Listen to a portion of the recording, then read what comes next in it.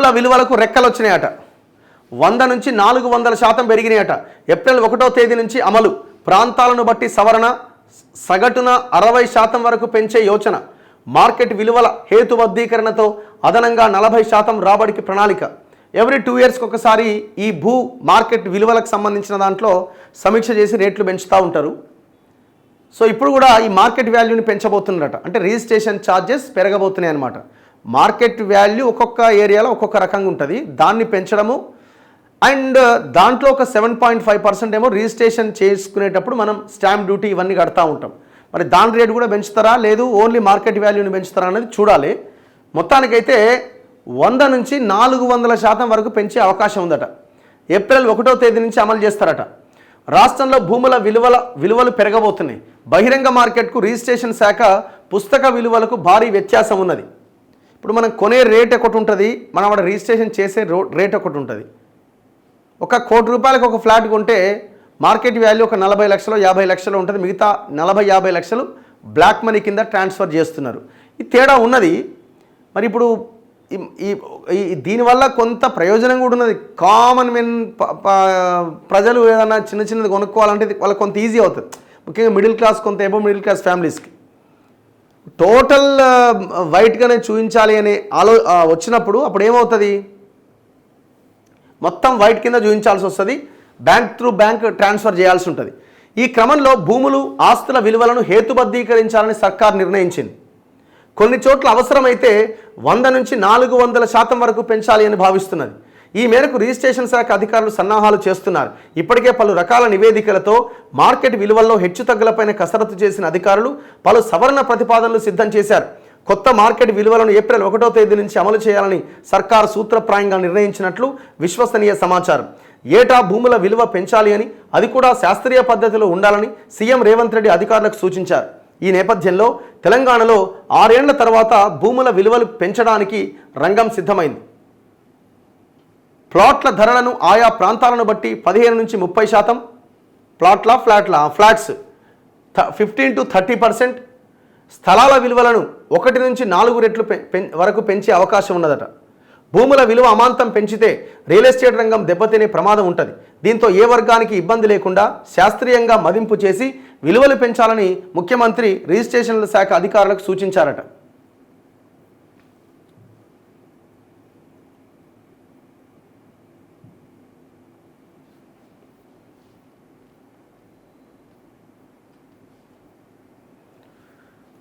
చదరపు అడుగు అంటే ఒక స్క్వేర్ ఫీట్ అడుగు అంటే ఫ్లాట్ ధర రిజిస్ట్రేషన్ శాఖ పుస్తక విలువ ప్రకారం నగరాల్లో సగటున 3200 ఉన్నదట. ఒక స్క్వేర్ ఫీట్ 3200 ఉన్నది. దీన్ని 60% మించకుండా పెంచాలి అని సర్కార్ భావిస్తున్నది. అంటే ఒక చదరపు అడుగు, ఒక స్క్వేర్ ఫీట్ ధర 5120 వరకు అవుతుందట. అంటే 3200 ఉన్నది, 5120 రూపాయలు అవుతుంది. ఫర్ ఎగ్జాంపుల్, ఒక 1000 గజాల ఫ్లాట్ కొనాలంటే 1000 గజాలు 1000 స్క్వేర్ ఫీట్స్ 1000 చదరపు అడుగులు ఇంటూ 3200 వాల్యూ అవుతుంది. అంటే అంతకు రిజిస్ట్రేషన్ చేయాలి మినిమం. అది మనం సేల్ డీడ్లో చూపించుకోవాలి. దానికి 7.5% స్టాంప్ డ్యూటీ ఇవన్నీ కలెక్ట్ చేస్తారు, చలాన్ కట్టాలి. అంటే ఇది దాదాపుగా ఇప్పుడు ఒక 3 లక్షలకు అయిపోయేది, 3 లక్షలు 2 లక్షలు, ఒక 2 లక్షలకు అయిపోద్ది రిజిస్ట్రేషన్ ఛార్జ్ అని అనుకుందాం. అది ఇప్పుడు దగ్గర 2 లక్షలకు అయ్యేది 3.5 లక్షల దాకా పెరిగే అవకాశాలు చాలా స్పష్టంగా కనిపిస్తున్నాయి. ప్రాంతాలను బట్టి ఈ విలువలో మార్పులు ఉంటాయి. హైదరాబాద్ లాంటి చోట్ల, కొండాపూర్, గచ్చిబౌలిలో రిజిస్ట్రేషన్ శాఖ విలువ ప్రకారం ప్రస్తుతం గజం ధర 26,700 ఉన్నది.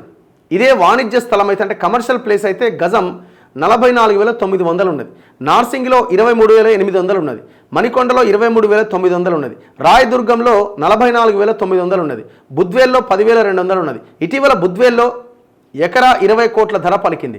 మహేశ్వరంలో గజం 2,100, కమర్షియల్ అయితే 10,200 చొప్పున పుస్తక విలువలు ఉన్నాయి, అంటే రికార్డ్స్ ప్రకారంగా. అయితే మహేశ్వరం లాంటి చోట్ల 2,100 రూపాయలు ఉన్న విలువను 300 నుంచి 400% పెంచే యోచనలో ప్రభుత్వం ఉన్నదట.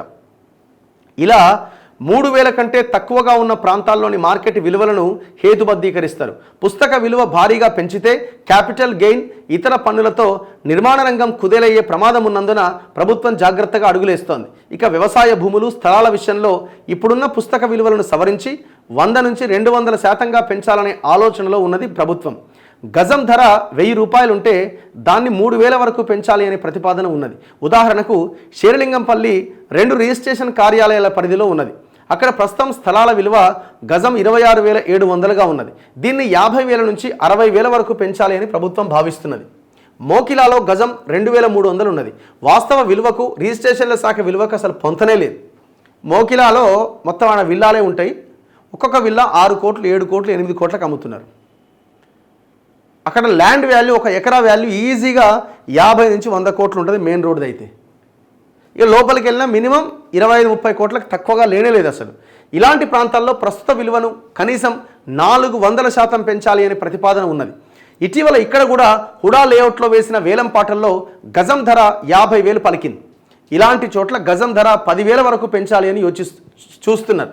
2023-24 లెక్కల ప్రకారం రిజిస్ట్రేషన్ శాఖకు వస్తున్న మొత్తం ఆదాయంలో ఫ్లాట్ల నుంచి వచ్చేది 35.1%, అంటే దాదాపు 5,115 కోట్లు వస్తున్నాయట.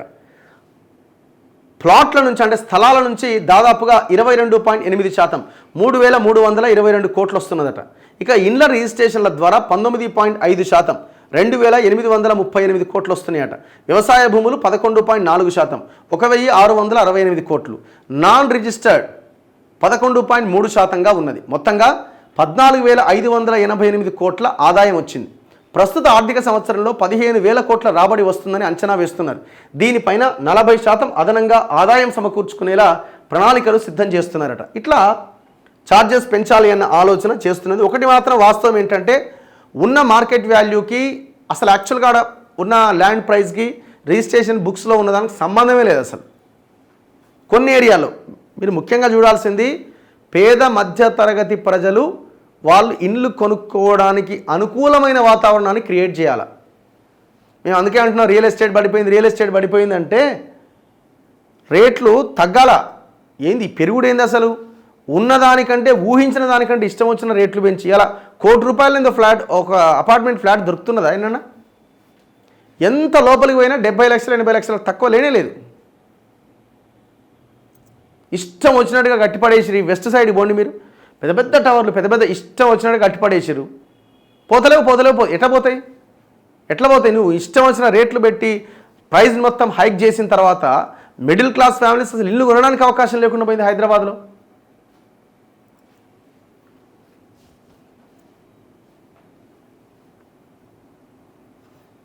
వచ్చిన గెస్ట్ రాలేదా?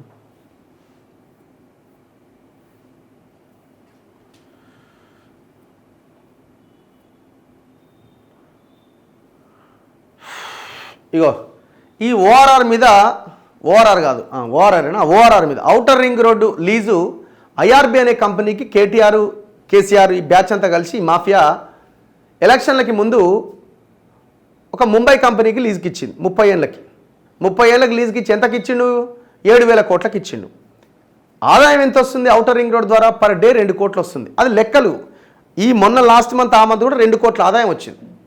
ఈ లెక్కన క్యాలిక్యులేట్ చేస్తే 30 ఏళ్ళకి పెరుగుతున్న ఛార్జ్ ఎవ్రీ 2 ఇయర్స్కి 3 ఇయర్స్కి 4 ఇయర్స్కి ఛార్జెస్ పెంచుకోవచ్చు. ఆ వెసులుబాటు ఉన్నది. కార్ల సంఖ్య విపరీతంగా పెరుగుతున్నది, రద్దీ పెరిగింది ఔటర్ మీద. దీని ద్వారా దాదాపు 30,000 కోట్ల పైన ఆదాయం వస్తుంది. ఏది ప్రభుత్వానికి? 7,000 కోట్లకు తెగనమ్మేసిరు దాన్ని. ఇప్పుడు బీఆర్ఎస్ ఏం వివరణ ఇస్తారు? వీళ్ళు ఇంతకంటే గొప్ప వివరణ ఏమి ఇస్తారు? ఇంతకంటే గొప్ప మేము తప్పు చేసినాము, ఇది ఇవ్వడం తప్పు అని చెప్తారా? దొంగ లేదు బరాబర్ చేసినాం, చాలా గొప్ప పని చేసినాం, ఇంత వస్తుంది అంత వస్తుంది అని చెప్తారు. ఇప్పుడు అదే చెప్తున్నారు, మేమిచ్చిన ఓఆర్ఆర్ లీజు 1,00,000 కోట్లతో సమానమట. ప్రభుత్వానికి ముందే 7,380 కోట్లు వచ్చినాయి. 30 ఏళ్లకు దాని విలువ 96,000 కోట్లట. సిగ్గు శరం బుద్ధి మాన ఏమన్నుందా? ఏమంటున్నారు? ఇగో 20 ఏళ్ల క్రితం తులం బంగారం 5,500 అట, ఇప్పుడు 80,000 అట. 4 లక్షలు అవుతుంది. అతిపెద్ద రోడ్డు లీజు పారదర్శకంగా ఇచ్చాం. దీనిపై ప్రభుత్వంతో ఎక్కడైనా చర్చకు సిద్ధం. రోజుకు 5 కోట్ల ఆదాయం అంచనా కలే. ఓఆర్ఆర్ ఆరోపణలపైన బీఆర్ఎస్ వివరణ. మీకు కొంచెమన్నా సిగ్గుశరం ఉందా? ఏమంటున్నారు వీళ్ళు? ఇప్పుడు 7,000 కోట్లు, రాబోయే రోజుల్లో 1,00,000 కోట్లట. మరి 7,000 కోట్లు ఎడబెట్టినావు? బ్యాంకులో పెట్టినవా? ఏదైనా భూమి మీద పెట్టినవా? లేదా ఏదైనా ఇన్వెస్ట్మెంట్ పర్పస్లు ఇంకెక్కడైనా పెట్టినవా? ఒరియమ్మా, ఈ 7,000 కోట్లు ఎలక్షన్ స్కీమ్ల కింద ఖర్చు పెట్టేసి ఈ 7,000 కోట్ల విలువ రాబోయే 30 ఏళ్లలో 90 కోట్లు, 1,00,000 కోట్లు అని అంటే ఆ పైసలు ఏడున్నాయి? పైసలు ఖర్చు పెట్టి నాకే అవతల పడేసినావు. ఇప్పుడు ఇవాళ తులం బంగారము 20 ఏళ్ల కింద తులం బంగారం 5,500, ఇప్పుడు 80,000 అయింది అని అంటున్నావు కదా. ఆ తులం బంగారం మన దగ్గర ఉంటే కదా 80,000 ఇప్పుడు లెక్క చూసుకునేది. ఆ తులం బంగారం మన దగ్గర ఉంటే కదా. ఆ తులం బంగారం ఎన్నో నాకేసి అప్పుడు తులం బంగారం 5,500 నాకు అప్పుడు 30 తులాలు ఉండే. ఇప్పుడు దాని వాల్యూ అంటే ఆ బంగారం ఏడుంది? సేమ్ ఇది కూడా అంతే. 7,380 కోట్లు వస్తే నాకే అవతల పడేసి మింగేసి సిగ్గు లేకుండా ఇట్లాంటి వివరణ ఇస్తున్నారు. మేము మీకు మనుషులా, మీరేమన్నా పశువులా?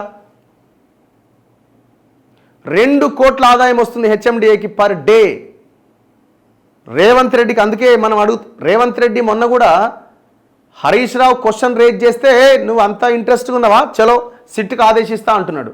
అంటే హరీష్ రావు అడిగితేనే రేవంత్ రెడ్డి ఆదేశిస్తాడా విచారణకి?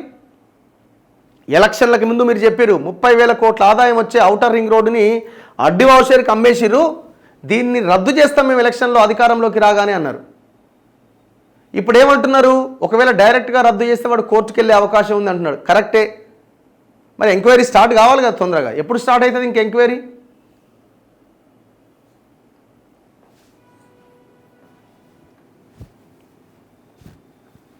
హైదరాబాద్ ఔటర్ రింగ్ రోడ్డును 30 ఏళ్ల పాటు లీజుకు ఇచ్చిన టెండర్లలో 1,000 కోట్ల అవినీతి జరిగిందంటూ అధికార కాంగ్రెస్ పార్టీ చేస్తున్న ఆరోపణలు అర్ధరహితమని బీఆర్ఎస్ వర్గాలు చెబుతున్నాయి.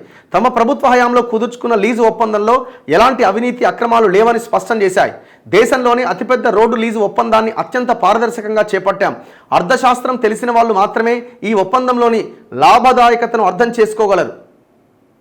ఏది అర్థశాస్త్రం అంటే కల్వకుంట్ల వాళ్ళు రాసిన అర్థశాస్త్రమా? ఔటర్ రింగ్ రోడ్డు నిర్వహణను ప్రైవేట్ కంపెనీ లీజ్కి ఇవ్వడం ద్వారా రాష్ట్ర ప్రభుత్వం ఒకేసారి తీసుకున్న 7,380 కోట్ల విలువ 30 ఏళ్ల తర్వాత 1,00,000 కోట్ల రూపాయలతో సమానం. ఆ విధంగా చూస్తే తమ ప్రభుత్వం కుదుర్చుకున్న ఒప్పందాన్ని 1,00,000 కోట్ల రూపాయల ఒప్పందంగా భావించవచ్చు. 2 దశాబ్దాల క్రితం తులం బంగారం విలువ 5,500 ఉండేది, ఇప్పుడు 80,000 ఉన్నది.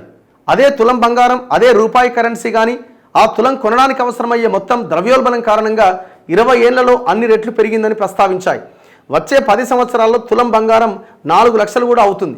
అదేవిధంగా ఓఆర్ఆర్ లీజు ఒప్పందంలో ప్రభుత్వం తీసుకున్న మొత్తం 7,380 కోట్ల విలువ కూడా పలు రెట్లు పెరుగుతుందని వ్యాఖ్యానించాయి. అరే నాయన, పైసలు ఏడున్నాయని నాయన? 7,000 కోట్లు ఏమైనా దాచిపెట్టినావా? ఎక్కడున్నాయని అడుగుతున్నావు పైసలు? సిగ్గుశరం లేదు వీళ్ళకి. ఈ కంపెనీతో ఒప్పందం చేసుకొని ఆ కంపెనీకి అనుబంధ కంపెనీ నుంచి మళ్ళీ పిడ్ ప్రోకో కింద వీళ్ళ ఎలక్టోరల్ బాండ్స్ కింద డబ్బులు తీసుకున్నారు.